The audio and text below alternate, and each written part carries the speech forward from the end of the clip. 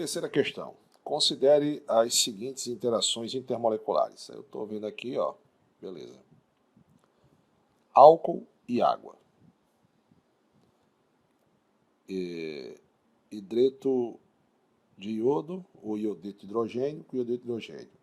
Metano com metano. As interações intermoleculares presentes que atuam em cada caso são respectivamente. Vou lhe dizer agora.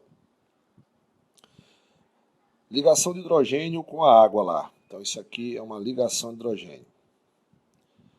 Duas moléculas polares, dipolo, dipolo. Duas moléculas apolares, dipolo induzido ou interação de Van der Waals ou força de Van der Waals, como gostavam de chamar. Então a letra correta aqui, meu brother, é a letra A, né? Não, letra A não.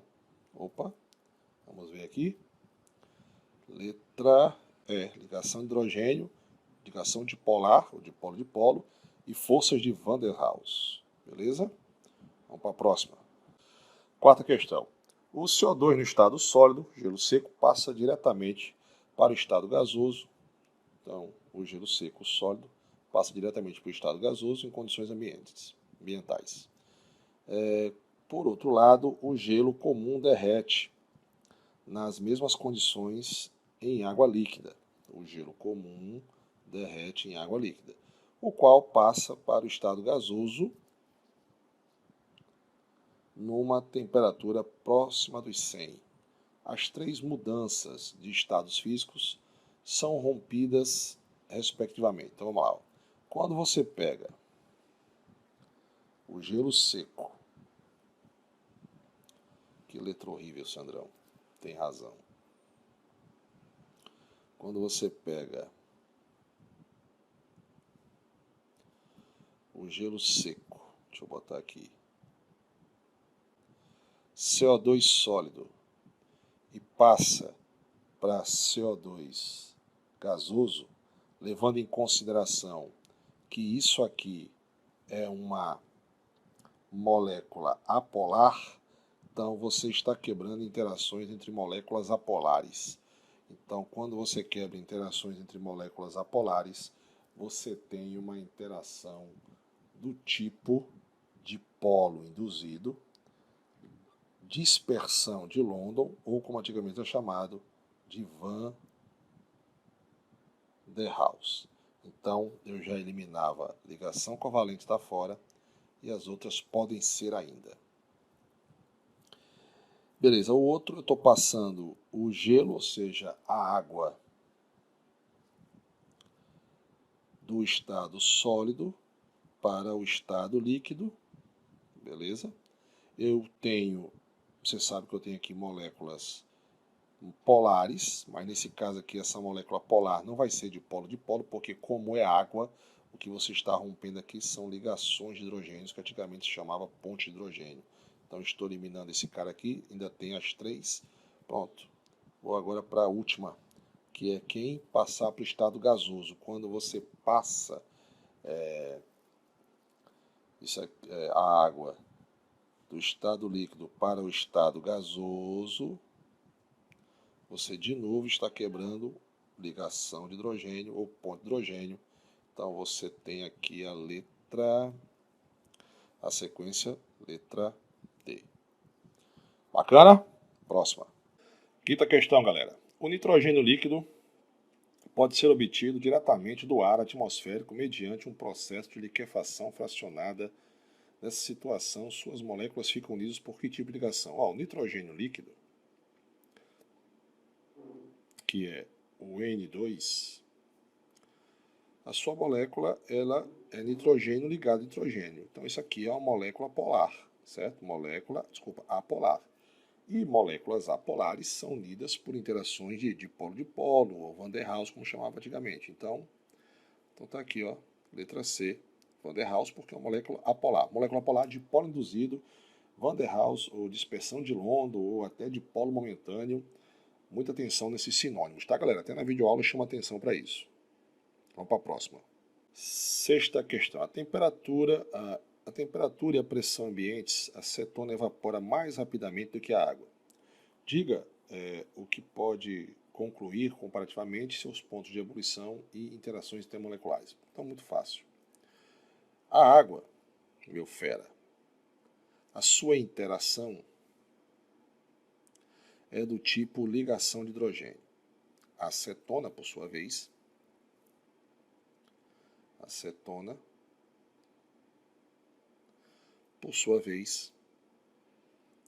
é uma interação do tipo dipolo, certo? E quem tem maior intensidade? Então, intensidade. Ou seja, quem é mais forte? A ligação de hidrogênio, ela é mais forte que a dipolo, certo? Então faz com que você tenha o ponto de ebulição maior. Quanto maior a intensidade, maior será o ponto de ebulição. Tudo certo? Beleza? Foi fácil, não foi? Vamos para a próxima.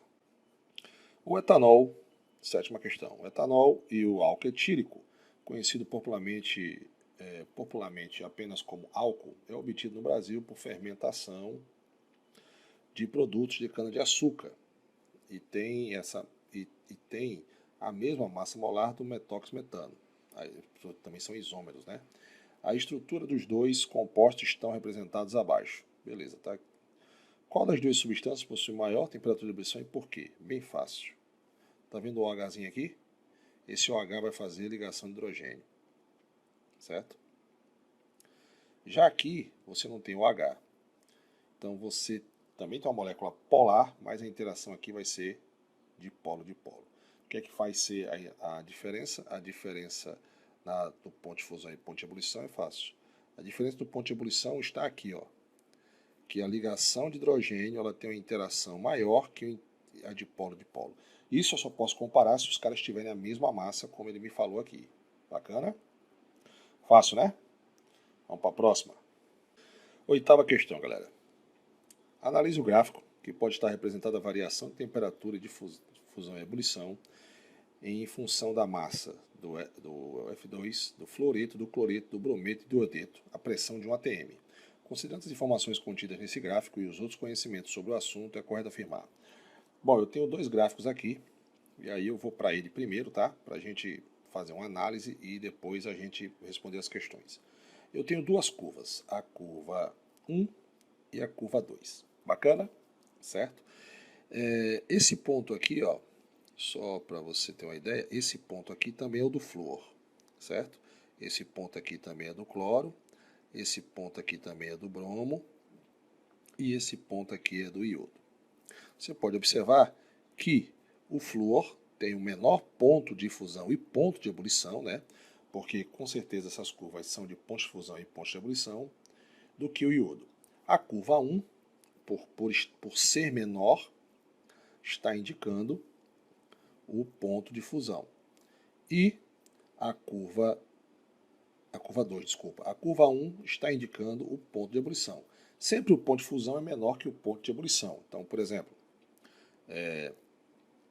vou apagar aqui o que eu fiz, tá, galera? Só, já que você já deu uma entendida aí. E aí, Sandrão, como é que você sabe? Olha só, é só você vir aqui, ó. O cloro aqui está marcando mais ou menos menos 100. Aqui está marcando quase perto de zero, né? Então está na cara que este ponto aqui é o ponto de ebulição do cloro e esse ponto aqui é o ponto de fusão do cloro. O ponto de fusão é menor que o ponto de ebulição. Agora, o que faz ter essas diferenças? Lembrando o seguinte, né? Todas as três moléculas são moléculas apolares. São moléculas apolares, a interação entre elas é dispersão de London, ou também conhecida como dipolo induzido, ou como alguns livros antigos trazem, de Van der Waals. Bacana? Tudo certo? Então, vamos... Opa, voltei, né? Era para diminuir. Letra A. A temperatura de fusão no quadro da substância é a curva 1. Não, falso. As interações moleculares do Cl2 são dipolo permanente. Não, todos eles são dipolo induzido. Falso. As interações do F2 são menos intensas que a do I2. Correto. Por quê? Porque o ponto de ebulição do F2 é menor que o ponto de ebulição do BR2. Então as interações entre eles são mais fracas. E o que está ocorrendo com isso? A massa, né? A massa do flúor ela é menor do que a do iodo. O bromo, letra D, o bromo, então letra C já está correta. O bromo apresenta no estado físico gasoso, quando a temperatura é de 25 graus Celsius. Você poderia até se confundir aqui, mas se você lembrar a temperatura ambiente, o bromo ele é líquido na tabela periódica. Mas, vamos aqui para o nosso gráficozinho. O bromo, né? Então, vou apagar aqui a galera. O bromo, seu ponto de fusão aqui ele é quase zero. Né? Se você ver aqui, ele é quase zero. E o seu ponto de ebulição aqui, ó. Bom, pelo raciocínio, né? Se aqui é zero, aqui no meio é 50. Concorda comigo? Então, o ponto de ebulição... Deixa eu mudar de cor aqui. O ponto de fusão do cloro é zero. O ponto de ebulição do cloro eu não sei, mas eu tenho certeza que é maior que 25. Porque 25 estaria mais ou menos aqui, então você teria um ponto aqui, ó. Um ponto entre o ponto de ebulição e entre o ponto de fusão. O cara neste ponto, ou seja, uma temperatura entre o ponto de fusão e o ponto de ebulição estaria líquido, né? E o que é que a gente viu aqui? Ele falou que seria gasoso. Então, tá fora. Beleza? Vamos para as próximas, galera. Vamos lá.